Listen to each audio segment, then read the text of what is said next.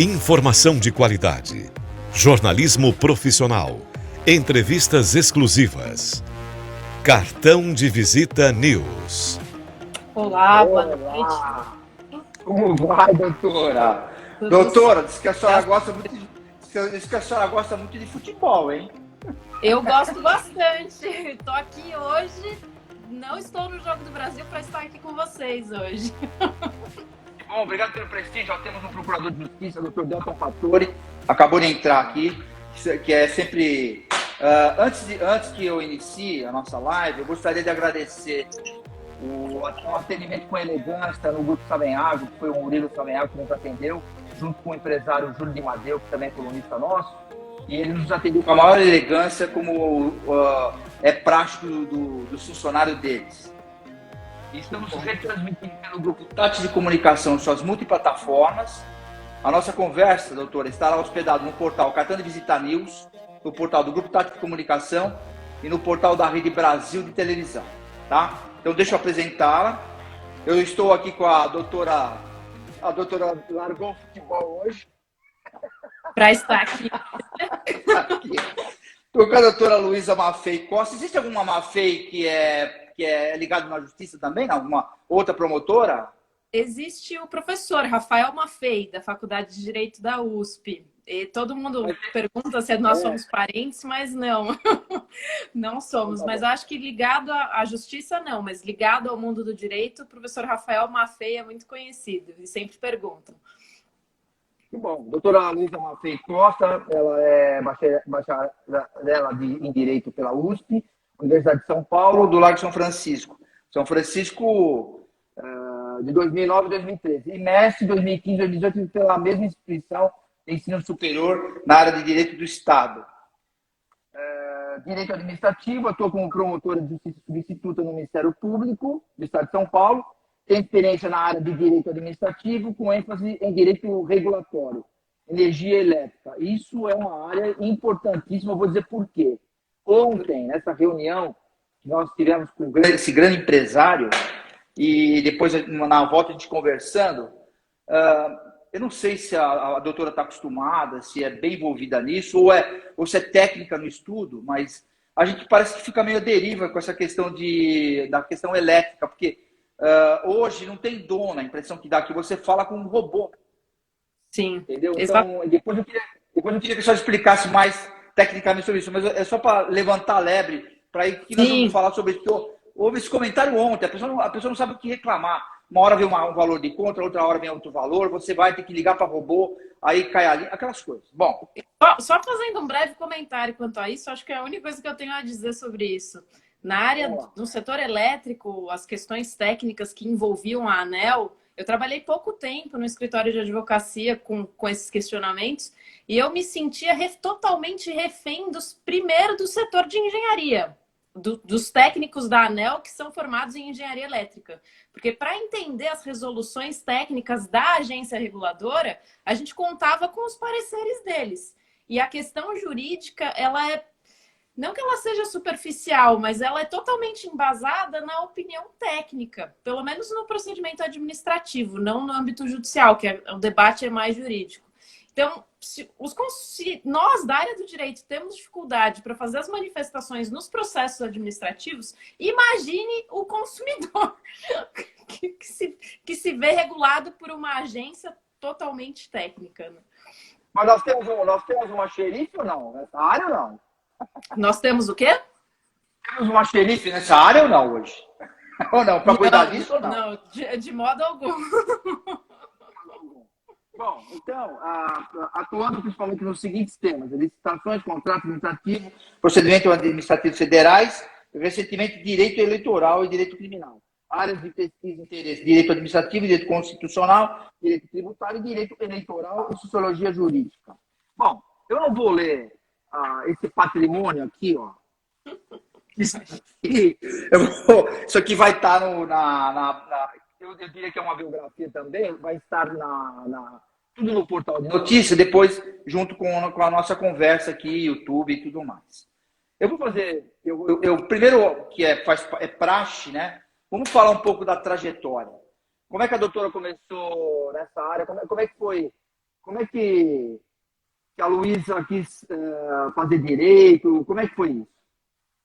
Olha, vou ser bem breve porque a trajetória é bastante longa, mas Nós temos uma hora exata para falar. Fica tranquila. perfeita. Então, começando nos idos lá de 2009, quando eu ingressei na faculdade de Direito, eu só tenho a dizer que, caso as pessoas estejam perdidas, que elas não se preocupem. Porque eu prestei vestibular para Direito na USP, na Unesp também Direito, na Unicamp, como meu pai é engenheiro e não havia curso de Direito, prestei Engenharia Química, por ele ser engenheiro químico, e nas faculdades aqui de São Paulo, federais, que não tinham curso de Direito também, prestei Medicina. Então, na Unifesp e na faculdade do ABC, prestei Medicina. Mas, assim, não tinha certeza da área que eu queria, tanto que prestei um curso de Ciências Biológicas, Medicina, outro de Exatas, Engenharia e outro de Humanas, Direito. E nesse sentido, assim, eu já tinha uma tendência maior em gostar da área de conhecimento que envolvem as ciências humanas. Até no final do ensino médio, eu fiz uma orientação vocacional, psicológica, na Faculdade de Psicologia da USP, para entender melhor a área que eu queria seguir. E todo mundo me dizia que com paixão, dedicação e esforço, qualquer área daria certo. Isso é bem verdade. Por mais que as pessoas tentem te ajudar, reconhecer e saber a nossa verdadeira paixão, ela é muito complicada. Tem gente que, infelizmente, sai dessa vida sem saber pelo que realmente é apaixonado. Então, a partir dessa premissa de que dedicação e muito envolvimento seria bom e essencial em qualquer área.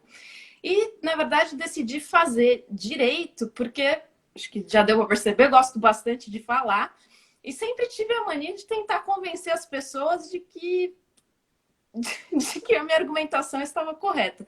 Então, foi mais por essa paixão e vocação de poder trabalhar no meu dia a dia com algo que eu gostava de fazer no meu cotidiano, que era convencer as pessoas e usar argumentos para isso.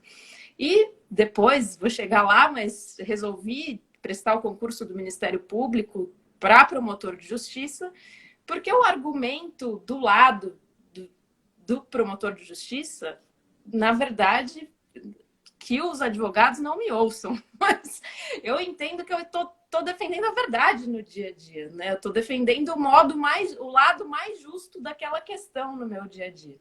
Então, por isso, depois dos anos de faculdade, decidi seguir a carreira, prestar o concurso para promotor de justiça. Então, foi assim, no começo bastante tumultuado, não sabia que área eu queria seguir, e por isso, depois de orientação psicológica, vocacional, decidi ingressar no curso de Direito. E também, das universidades públicas, o único curso que eu passei foi em Direito aqui na USP, no Largo de São Francisco. Então, também não tinha muita escolha. Todas as outras escolas, passei na faculdade de Medicina do ABC, etc., mas todas as outras eram particulares. Então, também teve esse ponto do destino. Eu falei, não, algo está me dizendo que eu preciso fazer Direito. E nos 5 anos de faculdade, agora adentrando já para a minha carreira no mundo do direito, quando eu ingressei na faculdade, eu não tenho juiz na família, não tenho promotor, não tenho ninguém. Minha mãe é formada em Química e meu pai em Engenharia Química. E depois, minha irmã mais nova, a Lívia, inclusive, queria mandar um beijo que está assistindo a gente aqui, ela resolveu seguir na área jurídica também. Mas nós somos as 2 primeiras da família. Então, não tem como eu dizer assim, putz, não, quis fazer direito porque eu vi alguém na minha família que se deu bem ou que trabalha, atua em determinada área. Eu até lembro que quando eu entrei na faculdade, na primeira semana, a gente tem a semana de recepção dos calouros, que chama SEREC, na faculdade.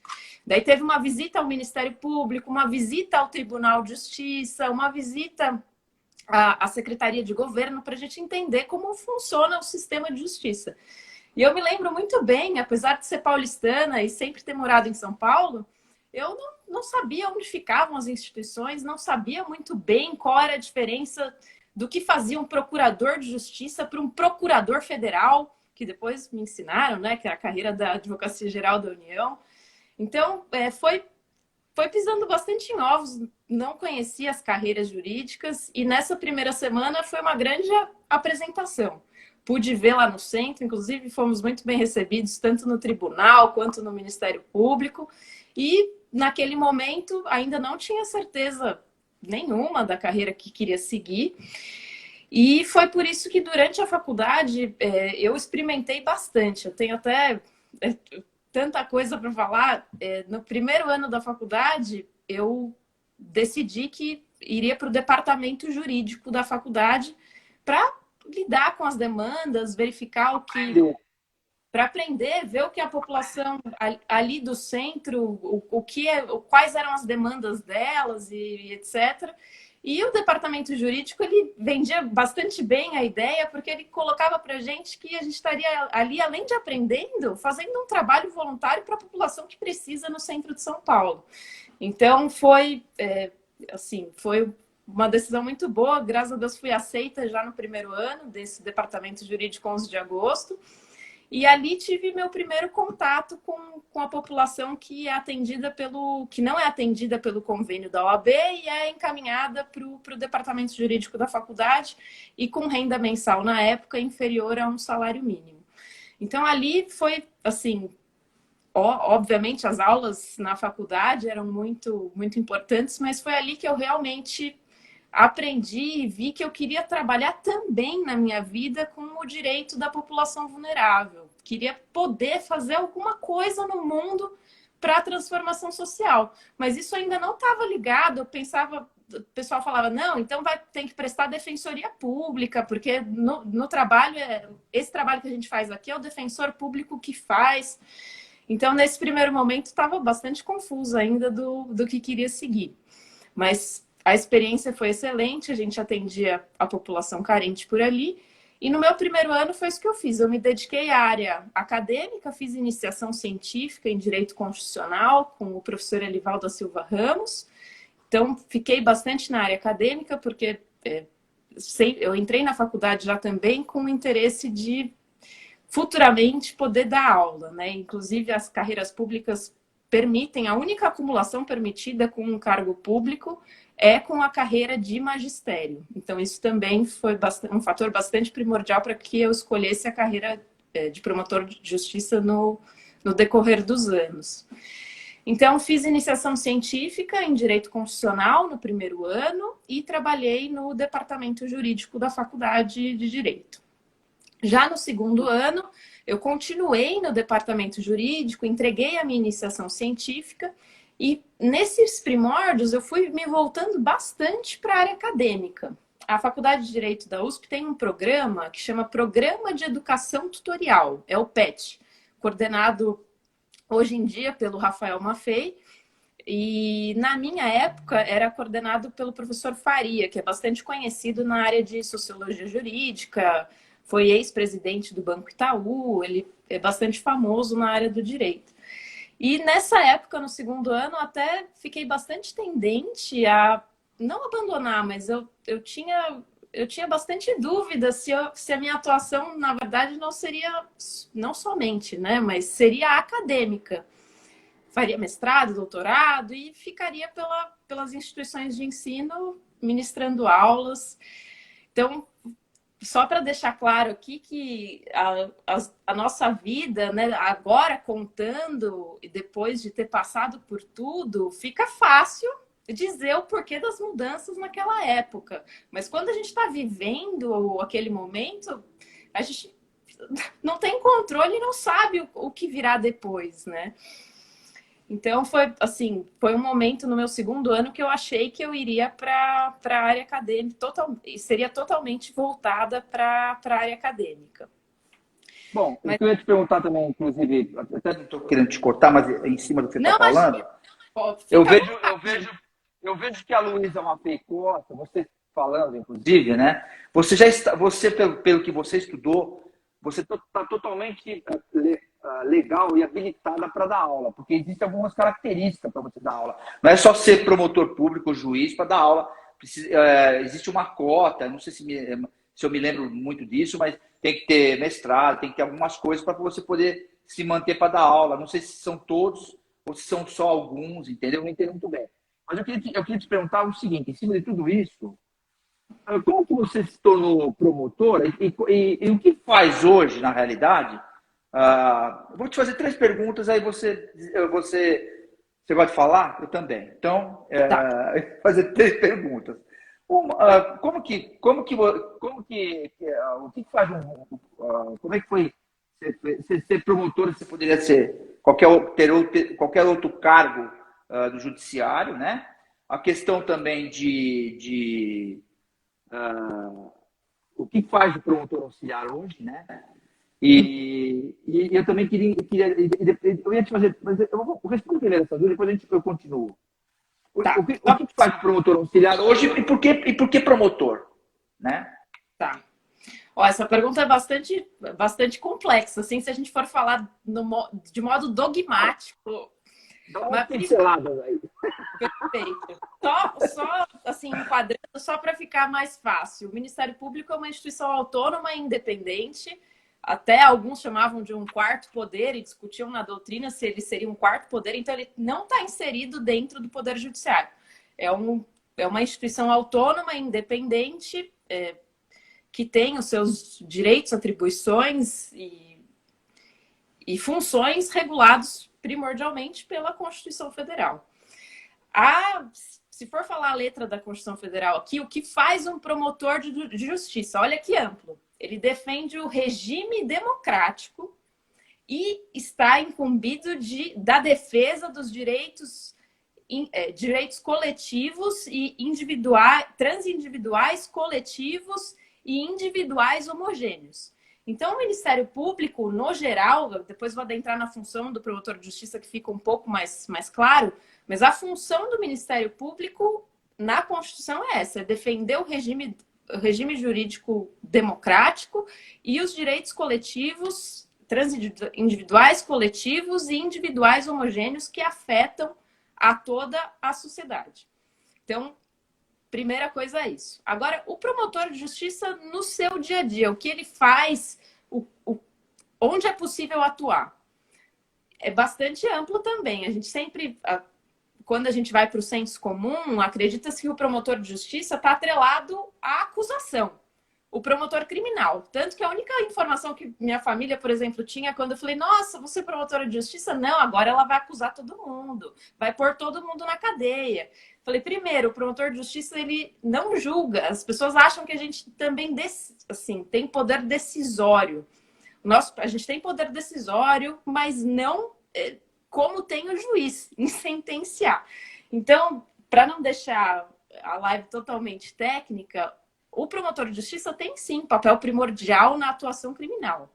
É ele que tem a iniciativa pública incondicionada da ação penal pública, que a gente chama de incondicionada. Então, em termos mais fáceis de serem entendidos, a gente oferece a denúncia, certo? Dos crimes que acontecem no cotidiano. Essa é a atuação a gente tem muitos promotores aqui em São Paulo, grande maioria está ligada a essa atribuição criminal, que é atuar oferecendo denúncia e no decorrer de todo o processo penal. Resposta à acusação, sentença, apelação, contrarrazões, análise das custódias, das prisões preventivas e etc. Então, a função primordial e como é conhecido o Ministério Público é pela função criminal. Entretanto, com o desenvolvimento e com o passar dos anos, até positivação e a maior autonomia e força que foi ganhando o Ministério Público tem um enorme papel também na defesa dos direitos difusos e coletivos, ou seja, na área do meio ambiente, na área do direito do consumidor, na área da infância e juventude, em relação também aos direitos difusos, conselhos tutelares, os serviços de acolhimento, são todos fiscalizados pelo Ministério Público. Então, a gama de atuação na área de improbidade administrativa, habitação e urbanismo. Então, falando genericamente, o promotor de justiça, ele atua em tudo que não seja da competência federal. Eu brinco que a competência federal está lá no artigo 109 da Constituição. O procurador da República, que atua no Ministério Público Federal, poderia muito facilmente te responder essa questão.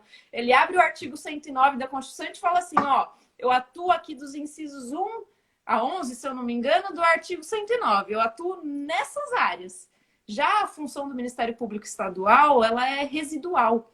Então, toda vez que o Ministério Público Federal não tem atribuição, quem tem é o Ministério Público Estadual. Então, pincelando assim bastante genericamente, a gente tem atribuição criminal, civil, até tinha esquecido de mencionar, o civil na família, nos litígios que envolvem conflitos de terra urbanos e coletivos, criminal, o Ministério Público também exerce o papel de Ministério Público Eleitoral em São Paulo. Então, nas eleições municipais, quem atua por delegação do Procurador Regional Eleitoral, que é vinculado ao MPF, é o promotor de justiça aqui embaixo, eleitoral, designado pelo Procurador-Geral Eleitoral, via Procurador Regional Eleitoral, e atua nas eleições municipais. Então, tem atribuição na área eleitoral também. Então, só como exemplo, para a gente poder passar para os outros questionamentos, o promotor de justiça atua em todas as áreas do direito. Estava até brincando com um colega ontem, ele falou,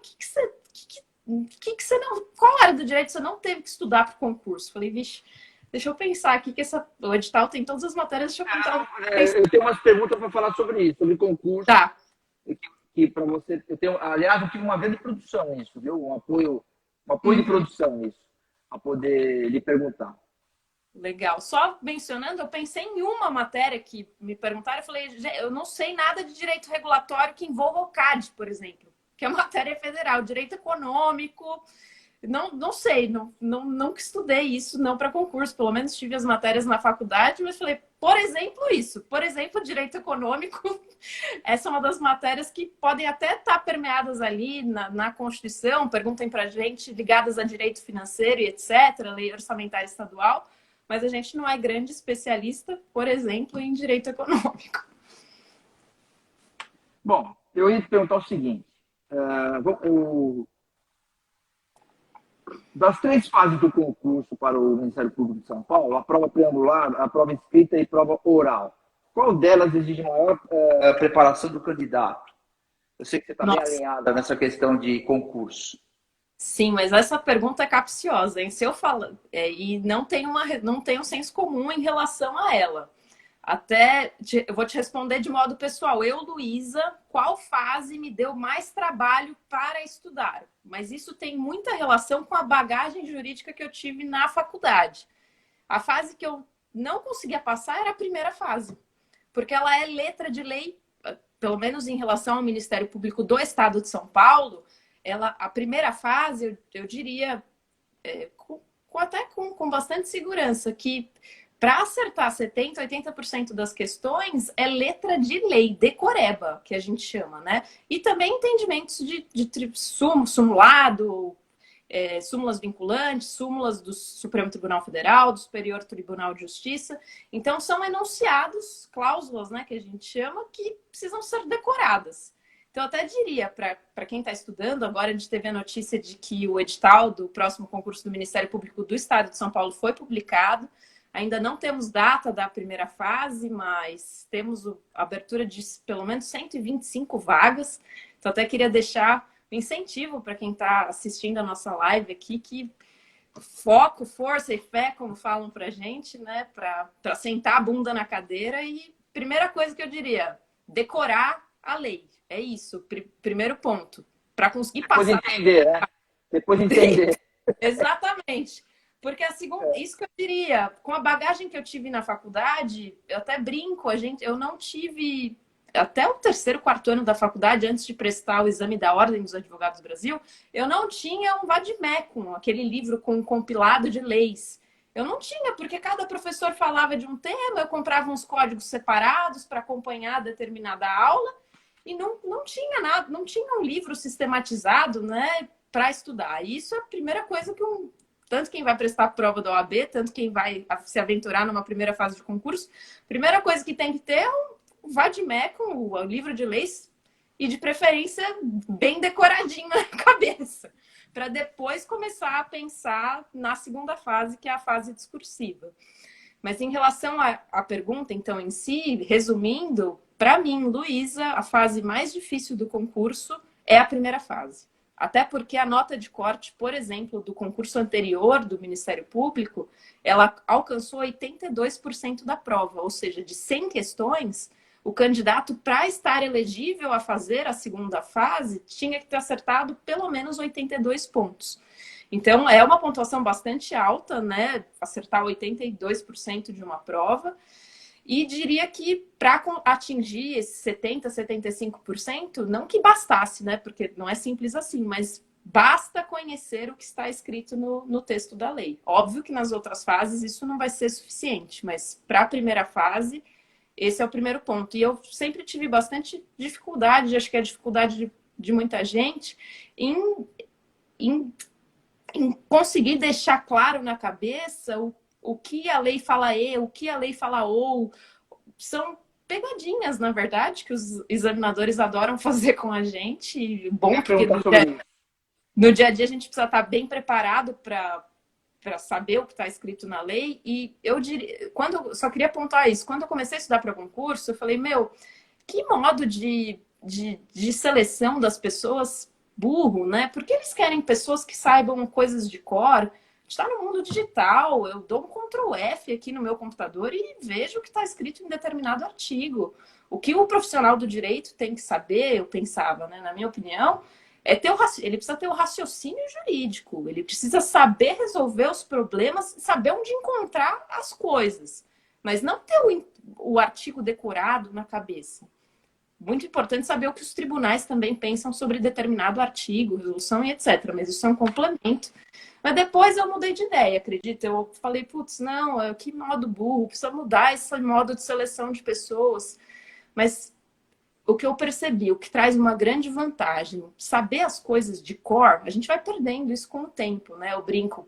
A Luísa concurseira de um ano atrás era muito mais rápida e eficiente do que a Luísa de hoje. Não felizmente ou infelizmente, eu estou desenvolvendo outras habilidades com o trabalho agora. Mas ter as coisas decoradas deixa a gente muito mais ágil. E o promotor de justiça, principalmente o promotor de justiça substituto, que é o que eu sou agora, a gente é colocado para atuar em... Hoje eu estou no criminal, amanhã eu estou na infância, depois me mandam para fazer um júri na cidade. Vai aprender. Exato. Vai aprender a ser promotora de justiça. Exatamente. E não é assim, vai para Pinheiros fazer não sei o quê, vai para Butantã, não são duas cidades, não, vai para Caieiras fazer um júri. Depois, não, agora amanhã você está em Cajamar resolvendo o problema do Conselho Tutelar. Então, assim, a gente tem que estar preparado no começo da carreira, né, para estar à disposição. Eles brincam, né, de canto a canto do estado de São Paulo e para atuar em diversas áreas. Então, essa base da primeira fase, queira ou não, ajuda a gente a nos deixar um pouco mais seguros na nossa atuação e também muito mais ágeis por saber as coisas de cor. Queira ou não, eu não via nenhum benefício nessa primeira fase. O benefício que eu consigo ver hoje é esse, de que saber as coisas de cor às vezes deixa a gente um pouco mais rápidos para resolver os problemas, e a rapidez e a agilidade diante da demanda insana de trabalho, elas são essenciais, assim, no começo da carreira. Óbvio que a gente vai amadurecendo depois e fala, putz, tomei aquela decisão tão rápido, talvez podia ter feito de um modo melhor, mas esse é o primeiro desafio da carreira, saber atuar em todas as áreas e estar preparado para dar uma resposta rápida para as questões jurídicas. Essa questão, esse perfil que você tem, crítica, né? Para quem está nos assistindo, eu estou com a doutora Luísa Maffei Costa, ela é promotora de justiça, auxiliar de São Paulo, e estamos retransmitindo pelo Grupo Tati de Comunicação suas multiplataformas. A nossa conversa, a biografia dela estará no portal Cartão de Visita News, no portal do Grupo Tati de Comunicação, no portal da Rede Brasil de Televisão e no YouTube.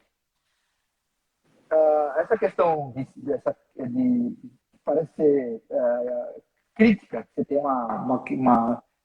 As pessoas acham que quando a gente é crítico, a gente é pessimista. Eu não acredito. Eu Sim, tô cansado de ouvir. Só vai acontecer tal eu negócio, também. sabe aquela coisa? Será que toda hora eu vou ter que falar, não, não, vai dar tudo certo. Sabe? Vai dar tudo certo, mas você tem que fazer a tua parte. Porque senão não vai dar. Não é assim também que, sabe, tem umas coisas que. Existe umas técnicas de comportamento que rola por aí que me incomoda. Porque, não, vai dar tudo certo, que não sei quem. Eu acho que você tem que ser crítico e pensar nas possibilidades. Isso daí foi o que te levou a ser aprovada em segundo lugar, ser a mulher melhor classificada. E qual foi a sua sensação? Essa Olha, questão crítica de você de decorar, de querer aprender, depois de entender o que está fazendo, que te levou em segundo lugar como mulher, como é que é isso?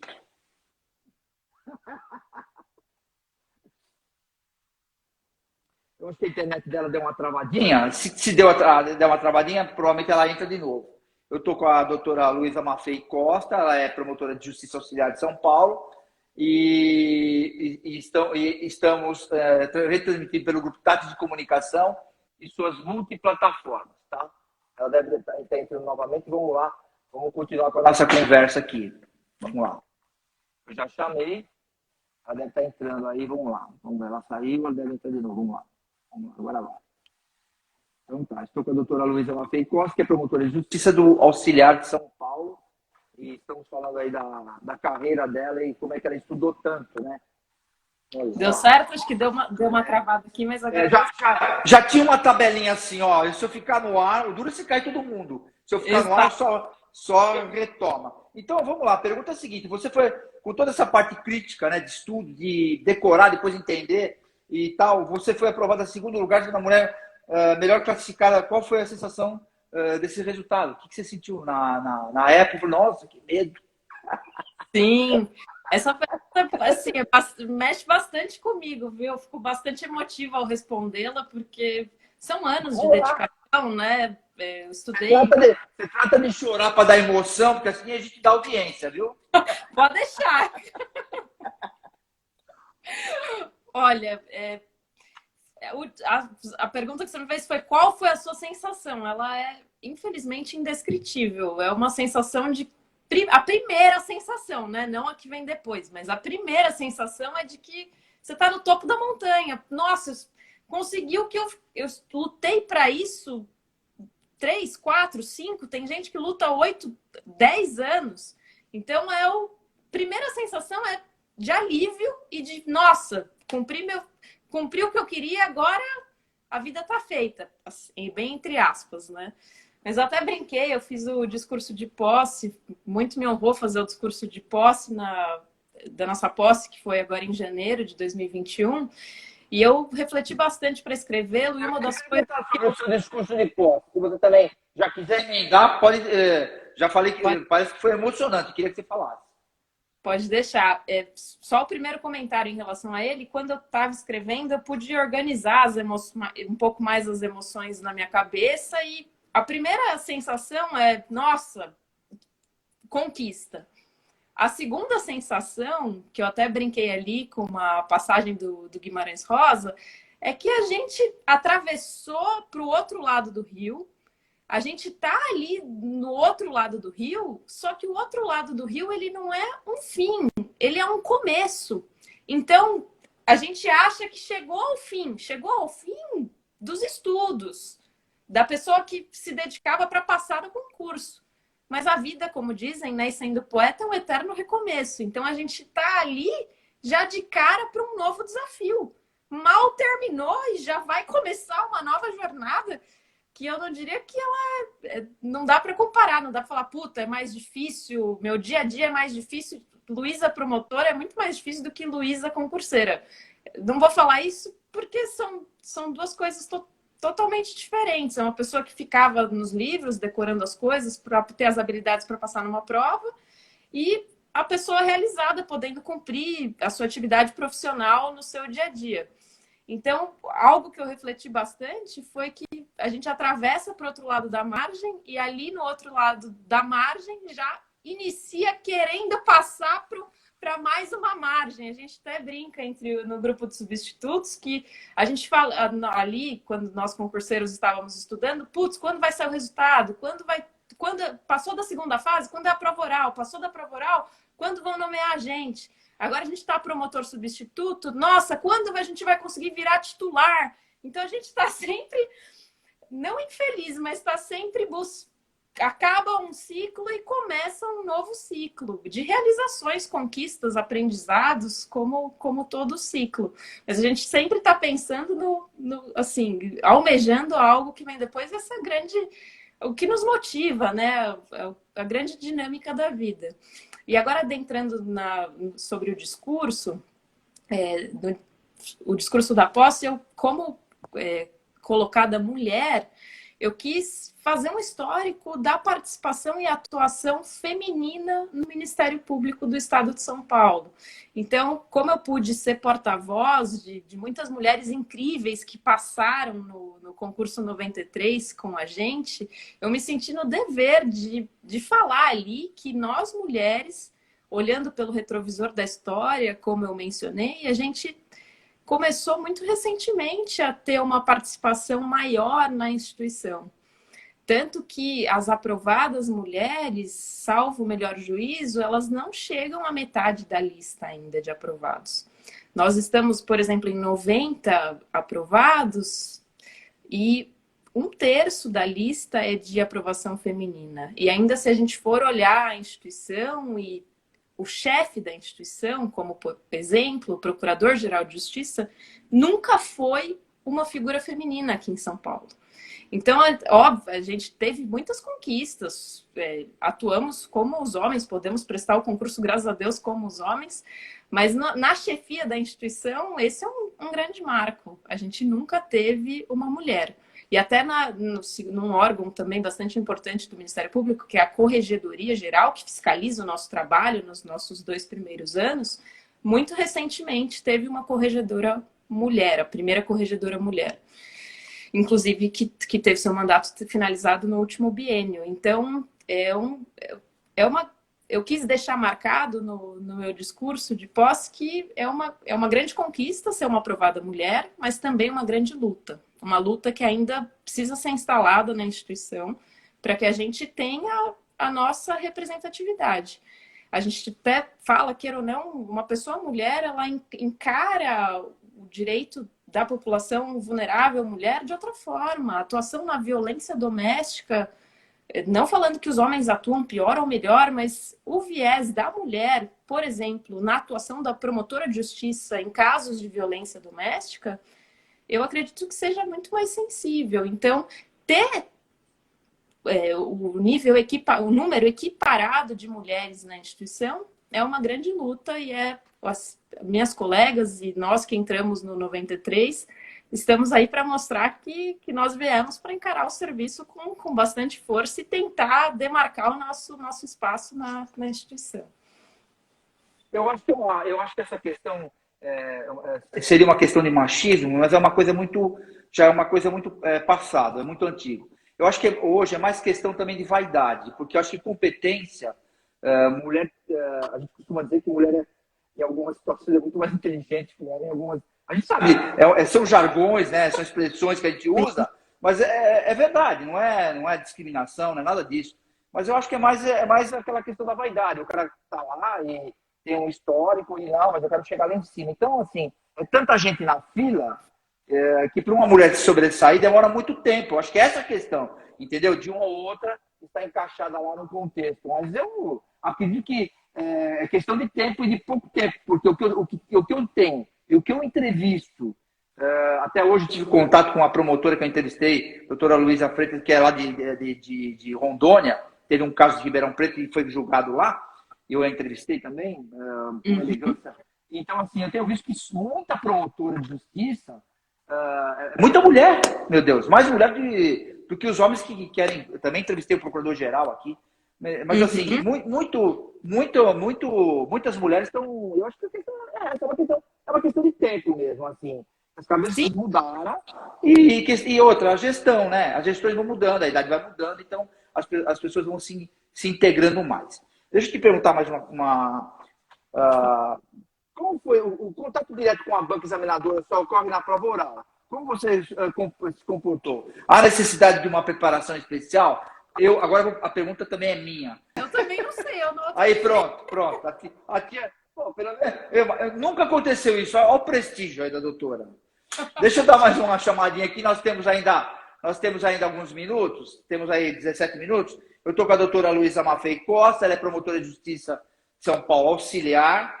E agora, para complementar, né, já acabamos de comentar, ela foi a segunda mulher aprovada, classificada no concurso do Ministério Público. A pergunta que eu fiz para ela antes de dar o programa para a internet foi como foi o contato direto com a banca, né, que a senhora estava respondendo essa questão da formalidade e tal. Sobre o contato com a banca para a prova oral, o primeiro contato que o candidato tem, e que todo candidato que se pretende, que queira passar na prova oral, é com a produção jurídica deles. O que eles já escreveram, qual é a área de conhecimento que eles mais gostam. Então, nesse aspecto, eu posso dizer que o que foi feito, na minha experiência pessoal, nós nos reunimos em um pequeno grupo de candidatos que tinham passado para a prova oral e dividimos toda a produção jurídica dos 5 examinadores para que cada um resumisse o que foi feito. Então, é produzido um material do tema de conhecimento de cada um e sobre o que eles escreveram. Então, esse é contando todas as etapas, esse é o nosso primeiro contato. Entrar no currículo Lattes deles na internet, verificar tudo o que eles já produziram, resumir cada texto jurídico que eles já produziram e ficar bastante antenado a isso. Que a gente fala, né? Quando a gente começa a desenvolver nossa carreira, a gente vai para áreas do nosso gosto.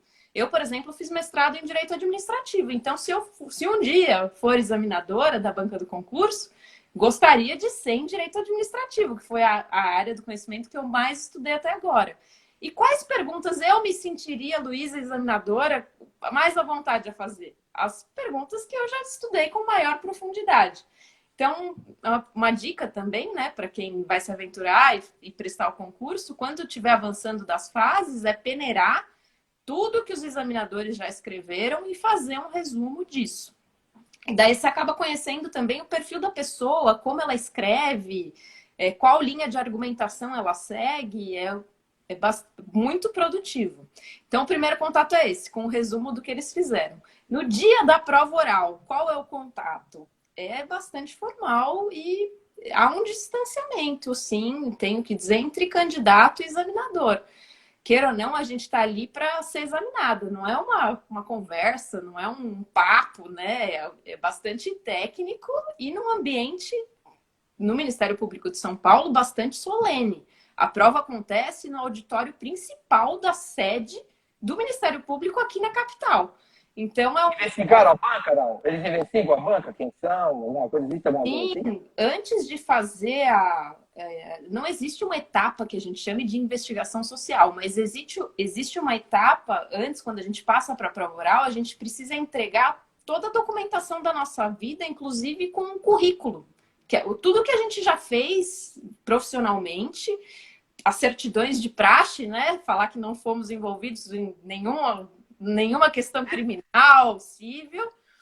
Esse carnê que a senhora está devendo na loja tal, a senhora já pagou, que está parecendo um débito aqui.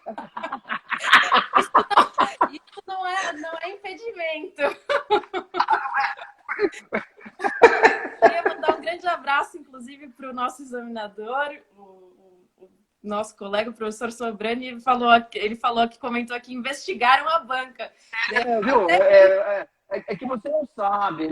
Além de ser meu amigo, ele é meu produtor também. Nossa! Metade do assunto, tá, então. Esse, eu vou te falar, eu conheço há 22 anos. Ele era o cara que trabalhava em difusos coletivos, né, que fala, e ele, em propriedade administrativa, né, era dele, e ele era o cara que circulava nas áreas do Ministério Público, né? Porque existe a vaidade de cada área tem a sua GAECO, isso, aquilo, acolá, e ele era o cara que transitava e tal. Hoje um grande procurador, já teve uma experiência política aí, eu fiquei bravo com ele na época, mas isso aí tudo é uma experiência que a gente não sabe o dia de amanhã, né? Principalmente aqui no Brasil, aonde nos vai levar, né? Perfeito, mas queria agradecer demais o convite que a mim me foi feito, primeiro por ele, e nutro enorme admiração por ter estudado tudo que o Dr. Sobrani já produziu, por ter sido examinada por ele no dia da banca, uma pessoa de enorme gentileza e educação com o candidato, porque a gente treina, né, para a prova oral simulando situações em que os examinadores, usando um jargão bastante popular, esculacham a gente, né? Você responde... Acredito que mantenham, até porque eles passaram por isso, já são, vamos dizer, são velhos na área, né? Então, eles criam, eu acredito eu, que criam um maior terror de pressão para ver onde vocês podem chegar, até para poder falar, pô, tem competência, tem condições ou não tem, né? Perfeitamente, mas eu diria, essa banca que nos examinou foi bastante isonômica e muito educada, assim, tem histórico, às vezes, de alguns comentários, não, tal examinador foi muito grosso com o candidato, etc. E não, eu diria que nessa banca, nós que fomos aprovados no 93º concurso, nós tivemos muita sorte em ser examinados por pessoas, cidadãos, promotores que já foram promotores de justiça e nos atenderam como se fôssemos quem procura o Ministério Público. Eu me senti ali bastante acolhida. Óbvio que tem sempre aquele medo, apreensão e de chegar na prova oral, mas estando ali, eu diria que fui muito bem respeitada, pude colocar... Então a banca foi justa a banca? Sim, e inclusive é comentário de todos os candidatos, dizendo que realmente tiveram a oportunidade de dizer ali tudo o que sabiam, tiveram tempo e foram respeitados por pensar e por poder indagar, entender melhor o que o examinador queria saber de nós. Então, eu diria que foi um enorme privilégio e muita sorte ter prestado o concurso com essa banca examinadora. Eu acho que eu não sei se eu respondi tudo, mas a prova oral é isso. É um ambiente um pouco solene. Estudar os examinadores e tudo que eles produziram nos deixa mais à vontade. A gente acha que chega ali conhecendo a pessoa, embora não conheçamos ainda pessoalmente antes da prova oral, mas pelo que ela já produziu, pelo que ela fez, e nos faz, ao final, como muitos dos meus colegas também nutrem essa grande admiração, nos faz admirar os examinadores que estão ali escolhendo a gente no final, né? Porque a gente se apaixona por tudo que eles já produziram. Bom, depois do resultado final, doutora, quanto tempo demorou para a posse, para falar assim, para falarem para a senhora? A senhora é promotora de justiça. Olha, isso também é algo assim que os meus colegas tivessem oportunidade de falar aqui. Nós fomos premiados, né? Porque passamos no concurso um dia antes do decreto de calamidade pública do Estado de São Paulo. Acho que, se eu não salvo engano, o resultado foi proclamado no dia 16 de março de 2020 e o Estado de São Paulo decretou calamidade pública em 17 de março de 2020. Então, e até mesmo o Ministério Público do Estado de São Paulo tem a tradição de proclamar o resultado numa cerimônia que pode ser assistida pelos candidatos. A gente ainda não sabe se passou, mas pode ir ali ouvir a proclamação do resultado. E eu me lembro bem que estava tudo certo para que fôssemos ao auditório e de última hora saiu um aviso no site do Ministério Público dizendo que a entrada seria restrita e que, na verdade, seria transmitido pelo canal do Ministério Público do YouTube esse resultado, porque as medidas de isolamento já estavam começando a vigorar. Então, foi isso. A gente passou no concurso quando a pandemia começou. E demoramos 9 meses para tomar posse. Nós fomos oficialmente aprovados em março de 2020 e só entramos em exercício, né, tomamos posse no dia 7 de janeiro de 2021, quase 9 meses depois da proclamação do resultado da prova oral. E esses 9 meses foram de bastante incerteza. Não só a incerteza do país, porque estava passando, ainda está passando, né, por uma situação de pandemia declarada pela Organização Mundial da Saúde. E isso as nossas gerações nunca tinham vivido, né? Então, a incerteza da pandemia somada à incerteza de uma proclamação de resultado não confirmada foi uma espera bastante longa nesses 9 meses. E confesso que muitos de nós chegaram a falar, não, vamos começar a estudar de novo, talvez, ou ir para outra coisa, porque talvez nunca fôssemos chamados. Então, na realidade, o concurso ele finalizou na época da quarentena? Como é que foi isso? Teve alguma relação nisso, não? Sim, os últimos candidatos que foram examinados já não podia. Eu tive a sorte de fazer a prova num período em que ainda estava tudo bem por aqui. Não estava tudo bem na China, mas estava tudo bem aqui no Brasil ainda, que foi em janeiro. Eu fiz a prova no dia 21 de janeiro de 2020.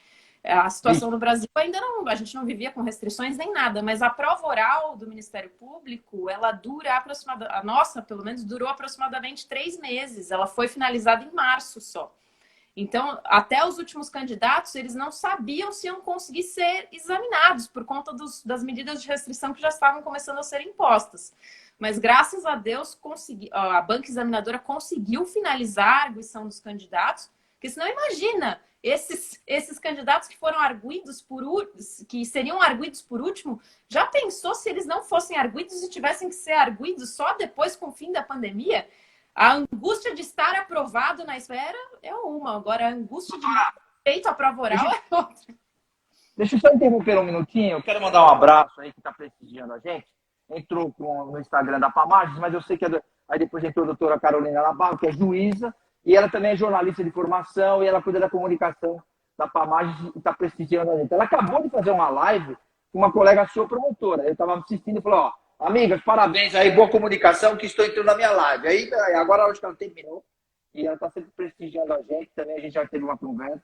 Em algum outro momento também vamos voltar os assuntos aí contra a violência, contra a mulher e algo mais.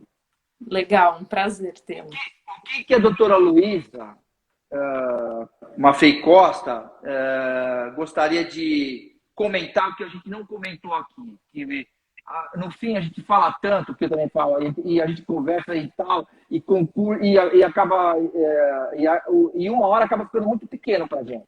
Mas o que a doutora queria enfatizar? Pode concluir, o que a pessoa acha que tem que enfatizar. Acho que queria enfatizar com a sensação que eu tenho hoje, já promotora de justiça substituta, e dizer para a Luísa anterior, que estava estudando, que um dia as coisas iriam dar certo. Porque eu acho que muita gente que está assistindo a nossa live aqui ainda está na caminhada, né? Ainda está prestando concurso. E a gente, quando é estudante, né? A gente é taxado, chamam a gente de concurseiro, a gente não sabe se as coisas vão dar certo. E vai no evento de família ali, encontra um colega ali, e a pergunta é sempre essa, né? E aí? E aí? Quando as coisas vão dar certo? E a gente não tem essa certeza. E eu queria que essa sensação não desanimasse as pessoas, porque eu me senti muitas vezes desanimada. E é normal ter um certo desânimo, não é todo dia que a gente está feliz. Mas que essa sensação não cause uma paralisia ou não cause uma desistência de sonho. Essa sensação de angústia e etc., que permeia a nossa vida quando a gente está estudando, ela é comum. O que não pode acontecer é que essa sensação ela chegue num determinado ponto de paralisar ou de fazer com que aquela pessoa não acredite mais em si mesmo. Porque a cobrança é enorme da sociedade, da família, dos amigos. A gente está ali e se sente completamente pressionada, porque a escolha pelo concurso é uma escolha de incerteza. Ninguém sabe quando vai ser publicado o edital. Ninguém sabe qual vai ser a nota de corte da primeira fase. Ninguém sabe se está preparado bastante para enfrentar uma prova discursiva e uma prova oral.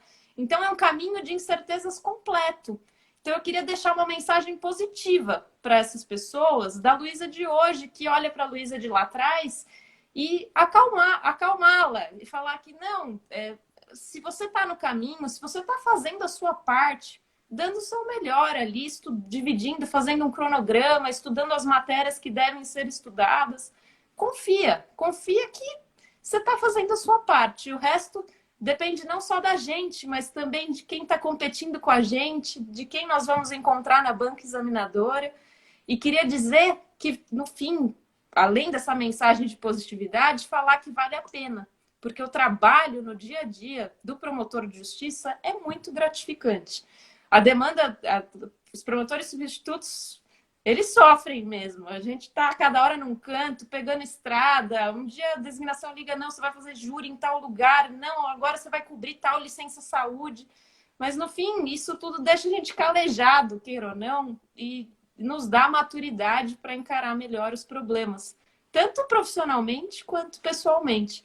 Então, é uma mensagem de positividade e de realização profissional. Me sinto muito feliz em poder atuar em prol da sociedade, argumentando, escrevendo as peças no sentido que eu acho mais justo, e isso o Ministério Público proporciona. É uma dedicação, uma vocação, estar ali todo dia fazendo e trabalhando, lutando por o que a gente acha mais justo, o lado que a gente acha certo do direito. Então, eu queria deixar essa mensagem no final. E agradecer a todos por estarem aqui. Eu que gostaria de te agradecer, até pela sua elegância de você ter aceitado de a gente bater um papo, porque eu acho que todos que eu conversei, sempre alguém tem alguma coisa para acrescentar, né? A impressão que eu tenho que a doutora não é decoreba, ela gosta do que faz mesmo de verdade, porque e eu vejo aqui pela sua biografia e tal. Então eu quero agradecer por você ter deixado algumas coisas de lado e ter aceitado fazer nesse dia, que é um dia que já está fidelizado. Eu quero dizer também o seguinte, que estamos retransmitindo pelo Grupo Tático de Comunicação, suas multiplataformas, no YouTube, cartão de visita, news. Estará tudo hospedado no portal Cartão de Visita, no portal da Rede Brasil Televisão e no portal do Grupo Tático. Eu quero agradecer a Patrícia Fernandes, que é jornalista e advogada, que está com a gente aqui. Ela faz a live de terça-feira, fazendo a parte cultural do site. E eu vou lhe fazer a última pergunta, doutora, e vou encerrar literalmente. Eu vou fazer uma pergunta, e aí eu quero agradecer também o Sobrani, Isso, eu queria deixar meu agradecimento especial aí. Que estão presentes. Tem vários colegas que estão aí também, colegas dele também, o doutor Delton Pastore, que é procurador, foi promotor do idoso da capital, muitas orientações para a gente, com jornalista. Tem uma estrada boa aí nessas questões. E a pandemia, eu costumo dizer isso, eu comentei outro dia com o presidente da Record, que a pandemia acabou nos dando muito mais relacionamento, porque eu falo hoje com a promotoria do Brasil inteiro, com os juízes do Brasil inteiro. Eu entrevistei outro dia um juiz, o doutor Esdras, que é de Bonfim, quer dizer, na divisa da Venezuela. E lá, aqui ele teve voz, né? Como é que ele vai falar de lá? Então, assim, é bacana isso, porque a gente também tem essa vaidade de querer mostrar as coisas como acontecem, até para que as pessoas aprendam, né? Então, doutor, eu vou te fazer uma pergunta e encerro literalmente. Eu te agradeço e logo mais estaremos aí, estarei te mandando esse material. Para quem que a doutora entrega o seu cartão de visita? Nossa, que pergunta difícil! Faz parte do programa para quem a senhora quiser. Isso aí...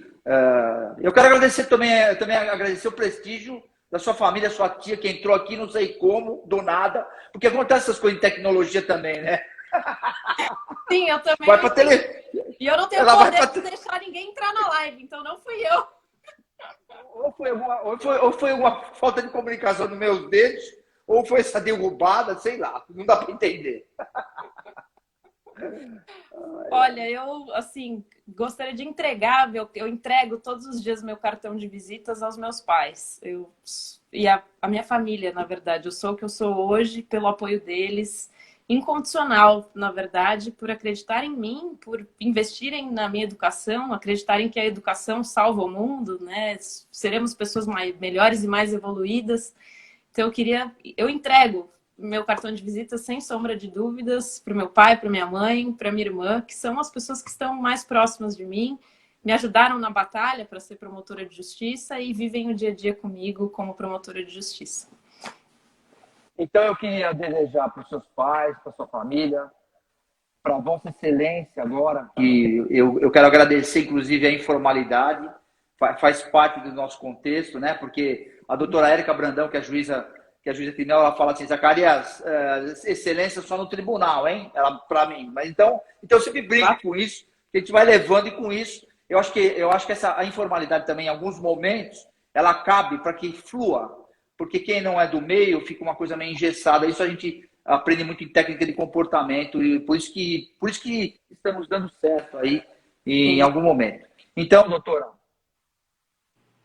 sinta-se abraçada pelos Zacarias aqui, pela nossa equipe. Eu que agradeço. Que bom que ter uma pessoa tão jovem, né? E que em tão pouco tempo sabe muita coisa, mas está apanhando ainda, está apanhando. Mas uma hora a senhora vai ter a cadeira própria. Nem fale, viu? Eu brinco. Em São Paulo eu tô hoje, amanhã eu não sei. Ainda bem que a live ela pode acontecer de qualquer lugar desse estado de São Paulo. Inclusive, a gente quebrou um paradigma, como estamos na TV, quebramos um paradigma no formato, né? Do jeito que está aqui, ele entra na TV desse jeito. Quer dizer, houve uma certa dificuldade. Não, porque não é assim televisão. Eu falei, olha, estamos em pandemia. E outra, um detalhe muito importante, a gente consegue ter essas conversas com as pessoas da onde eu estiver ou da onde a pessoa estiver. Se você leva o computador e faz de uma outra maneira, você já não consegue mandar link, não sei o quê. No celular, hoje, é uma coisa impressionante. Não sei se isso vai vingar por muito tempo, mas realmente, literalmente, está funcionando e a gente está sendo elogiado por isso. Então, é assim que funciona. Doutora? Adorei o formato. Agradeço demais a todos que estiveram aqui. Especial abraço para o Dr. Sobrani pelo convite. Especial ele eu abraço sempre. Aqueles olhos azuis. Eu abraço sempre. Mas como jornalista eu já dei trabalho para ele também já, viu? Imagina. Foi um prazer te conhecer. Muito obrigada por tudo. Obrigada a todos. Boa noite. Grande abraço. Eu só tenho uma grande estrada ainda pela frente, tá bom? E lutem pelas pessoas que nada é por acaso, tá bom? Obrigada. Boa noite a todos.